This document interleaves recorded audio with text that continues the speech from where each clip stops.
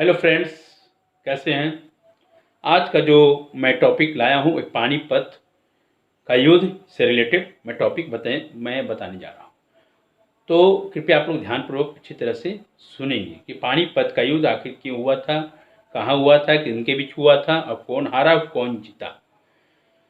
तो इतिहास से रिलेटेड है क्वेश्चन। तो कई परीक्षाओं में क्वेश्चन को मैंने देखा हूँ, तो उसी को रिलेटेड लेकर के मैं आपके बीच में आया हूँ। क्योंकि बहुत सारी किताबों में तो लिखा हुआ रहता है, लेकिन स्टूडेंट छात्र लोग है पढ़ नहीं पाते हैं, उसको याद ठीक से नहीं रहता है। तो आप सुन लेंगे इस वीडियो को तो आपको याद हो जाएगा। तो पानीपत का जो प्रथम युद्ध है किनके बीच लड़ा और इस युद्ध की घटनाओं का क्या क्या परिणाम निकल करके आया, उस पर हम लोग आज प्रकाश डालेंगे। तो पानीपत का जो प्रथम युद्ध है काफ़ी इम्पोर्टेंट है। ये बाबर और इब्राहिम लोधी की सेनाओं के बीच लड़ा गया था। कभी क्वेश्चन आएगा, एक एक लाइन कीमती है। जो मैं बता रहा हूं ना, आपको 1,00,000% की गारंटी मैं देना चाहता हूं कि आपको क्वेश्चन कहीं ना कहीं क्वेश्चन इसको आएगा, चाहे लिखित परीक्षाओं में आएगा या मौखिक में आएगा या ऑब्जेक्टिव में आएगा। तो आप बेशक आप हमारे चैनल से बने रहे। तो बाबर ने सन 1525 की बात है, 1525, तो 1525 ईस्वी को अपनी सेना के साथ भारत की ओर कदम बढ़ाया और पेशावर पहुंचने पर उसे मालूम हुआ था कि दौलत खान लोदी ने अपनी पक्ष बदल लिया है। उसने अपने 3-4 हजार सैनिकों के साथ बाबर की सेनाओं को सियालकोट को से खदेड़ा तथा वहां से लाहौर की ओर कूच किया। बाबर ने अपनी लड़ाई की शुरुआत जो लड़ी थी पंजाब के गवर्नर दौलत खान लोदी को हरा करके की थी। लोदी के आत्मसमर्पण करने पर बाबर ने उसे क्षमा कर दिया था।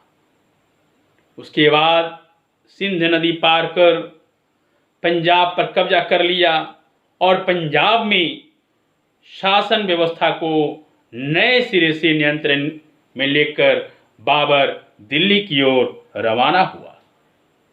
दिल्ली का सुल्तान इब्राहिम लोदी बाबर को रास्ते में ही रोकने के लिए एक विशाल सेना लेकर के पानीपत की ओर रवाना हुआ।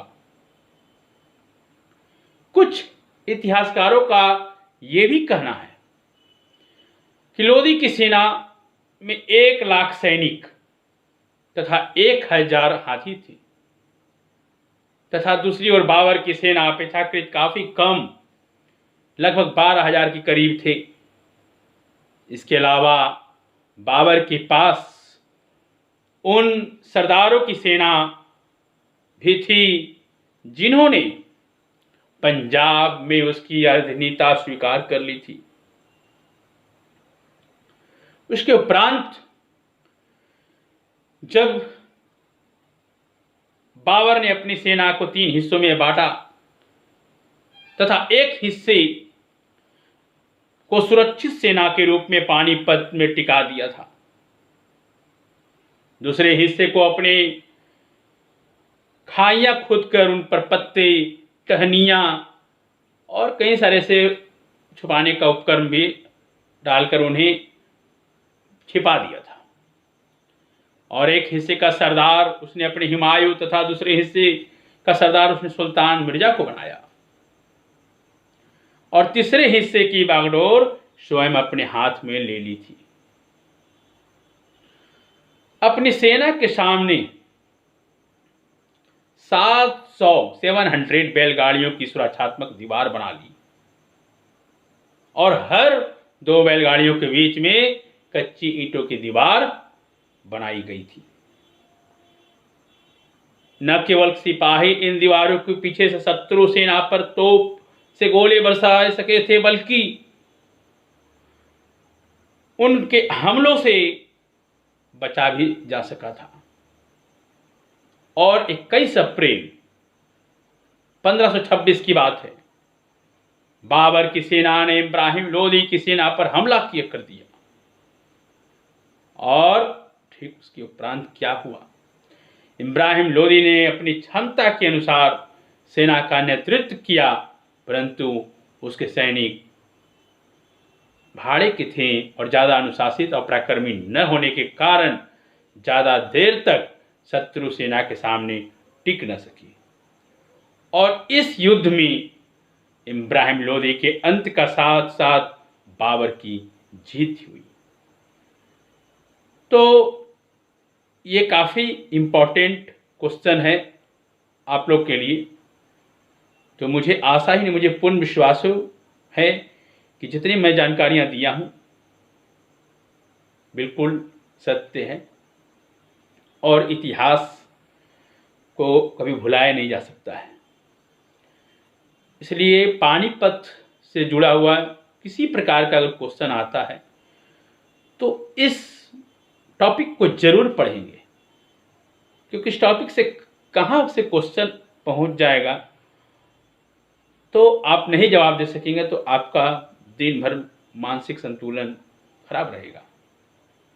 तो इसी हमारे चैनल्स को अगर यदि आप देख रहे हैं तो बिल्कुल आप देखिए। और मैं फिर एक नए टॉपिक के साथ लेकर के आऊँगा। यदि पानीपत से रिलेटेड अगर फिर कुछ नए टॉपिक मैं आप लोग के बीच बताने की कोशिश करूँगा। मैं फिर एक नए टॉपिक के साथ आऊँगा। जय हिंद, जय भारत।